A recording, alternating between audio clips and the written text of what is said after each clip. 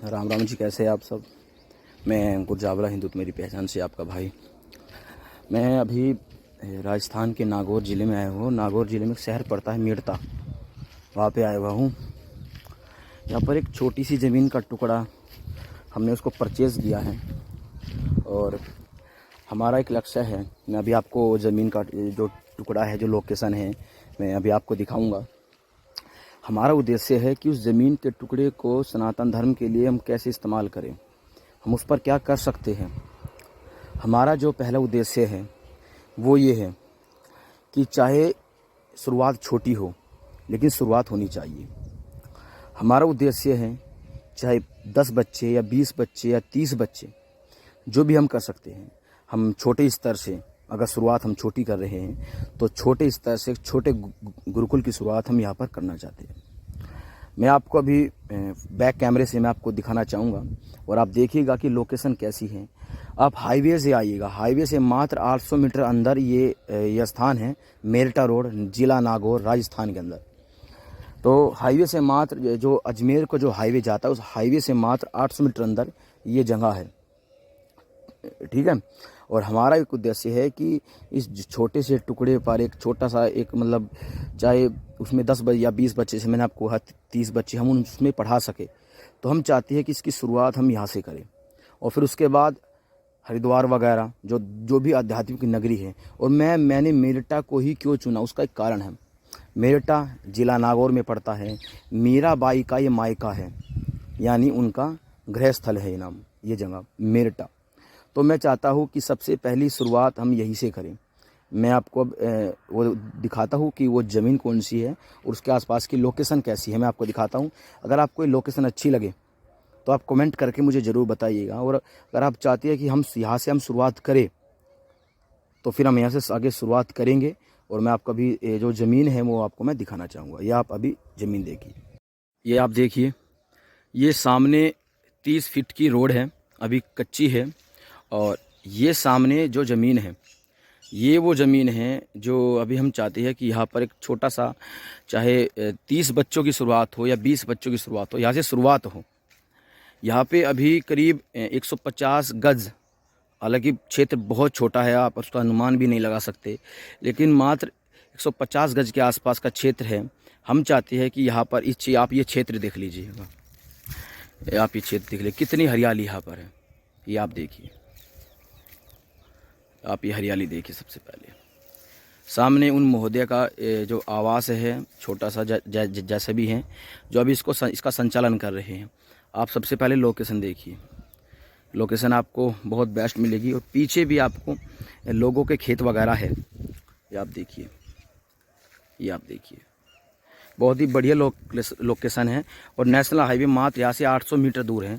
2 सड़कें यहाँ से गुजरती है, जो मेरठा से होते हुए मेरठा सिटी जाती है और जो सीधा रास्ता पुष्कर तक जाता है। और एक तरफ हमारे जो बिल्कुल आप सामने अगर आप पाएंगे तो जो सामने वाला रोड है वो अजमेर हाईवे है। और अगर मैं इस तरफ की मैं बात करूँगा, जो इस तरफ को जो दूर से जो रोड निकलता है, जो सीधा पुष्कर जाता है, जो हाईवे नहीं है, जो स्टेट हाईवे है, वो लगभग यहाँ से 2 किलोमीटर दूर है।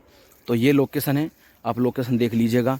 और मेरठा सिटी से 2 किलोमीटर पहले ये लोकेशन पड़ती है, मेरठा सिटी। जब आप जोधपुर से आते हैं तो जोधपुर से आते हुए मेरठा सिटी शहर से मात्र 2 किलोमीटर पहले ये आपकी लोकेशन पड़ती है।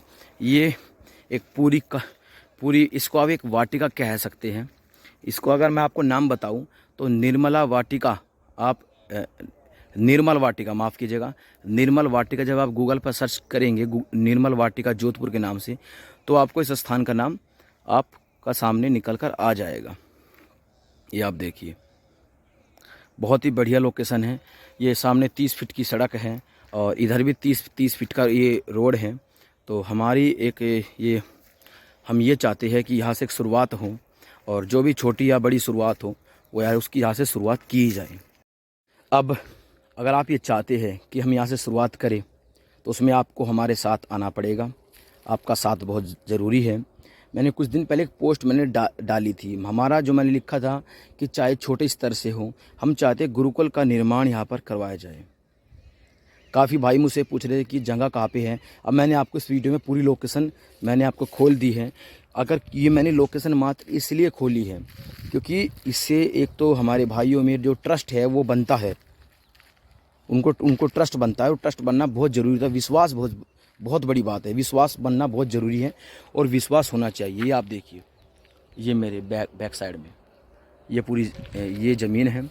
अभी छोटा सा ये टुकड़ा है जो किसी भी तरह से, अब आप इसको कुछ भी मान लीजिएगा, लेकिन उद्देश्य ये बस यही है कि यहाँ पर एक निर्माण हो, और निर्माण में जो भी अपनी क्षमता अनुसार उसके अनुकूल जो भी हम सनातन धर्म के बच्चों को उनके धर्म के अनुसार जो शिक्षा है वो दे सके। और केवल शास्त्र ही नहीं, हर तरह का ज्ञान आप समझ सकते हैं। मैं वीडियो में सारी बातें नहीं खोल सकता। शास्त्र और शास्त्र मतलब शस्त्र और शास्त्र, हम चाहते हैं कि सनातन धर्म को मजबूत करने के लिए इन दोनों का एक जगह समन्वय होना बहुत ज़रूरी है। अगर दोनों ही एक दूसरे से विमुख हो गए, दोनों से अलग हो गए, तो इनका कोई महत्व नहीं रह जाएगा। तो बस मैं यही कहना चाहूँगा, अगर आप इस प्रोजेक्ट में हमारा साथ देना चाहते हैं तो आइए हमारा साथ दीजिए और आप भी इसके भागीदारी बनिए।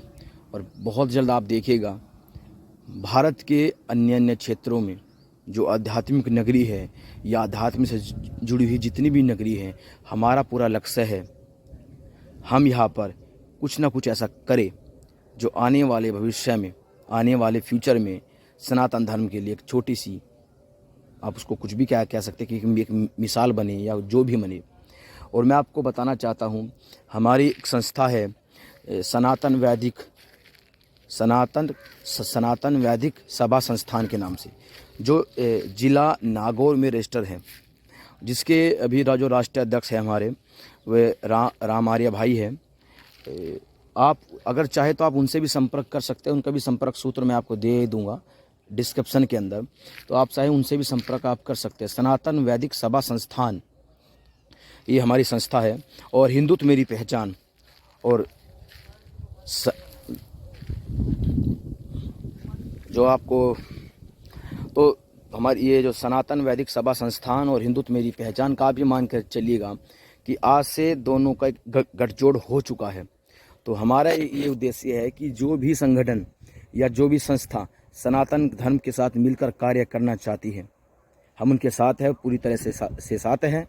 और बस यही कहना चाहूँगा, अगर इस प्रोजेक्ट में आप हमारा साथ देना चाहते हैं, साथ हैं, तो साथ आइए, हाथ से हाथ बढ़ाइए और देश को फिर से सनातन की ओर लेकर चलिए। जय हिंद, जय भारत, वंदे मातरम, हर हर महादेव।